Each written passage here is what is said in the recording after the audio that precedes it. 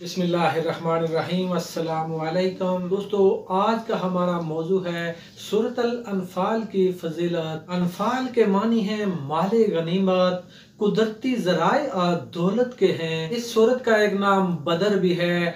सूरत अल-अनफाल हिजरत मदीना के बाद रमजान के महीने में 2 हिजरी को नाजल हुई। जिस शख्स के गुर्दे में पथरी हो तो इसके लिए ये बहुत ज्यादा अक्सीर है। सूरत अल-अनफाल को पढ़कर इसका दम कर लें। सूरत अल-अनफाल को अर्के गुलाब और ज़ाफ़रान से लिखकर पानी में घोल कर पी लें तो इंशाअल्लाह ताला उसकी पथरी जल्दी खारिज हो जाएगी और इम्तिहान में कामयाबी हासिल करने के लिए भी ये बहुत ज्यादा अक्सीर है। सूरत अल-अनफाल को अर्के गुलाब और ज़ाफ़रान से लिखकर पानी में घोल कर पी लें तो इंशाअल्लाह ताला आप इम्तिहान में कामयाबी हासिल करेंगे। अगर किसी शख्स का कोई बाग है, कोई फसल है और वो चाहता है कि उसको बाग और फसल ज़ाया ना हो तो वो सूरत अल-अनफाल को लिखकर पानी में घोल कर उस पानी को उस बाग या उस फसल के ऊपर छिड़क ले तो इंशाअल्लाह ताला उसका बाग, उसका फसल ज़ाया नहीं होगा, उसकी फसल, उसका बाग महफूज रहेगा।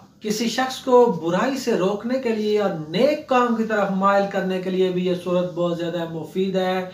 41 मरतबा सूरत अल-अनफाल को पढ़कर किसी मीठी चीज़ को पकाकर उस मीठी चीज़ के ऊपर आप दम कर लें और वो जो मीठी चीज़ है उस शख्स को खिला दें तो इंशाअल्लाह ताला वो शख्स बुराई से दूर हो जाएगा और वो नेकी की तरफ माइल हो जाएगा। रोजाना 3 मरतबा सूरत अल-अनफाल को तिलावत करने से और इसका तावीज़ अपने पास रखने वाले की रिज़्क की उसे तंगी से उसे निजात मिलेगी और उसका रिज़्क शादा और वसी हो जाएगा।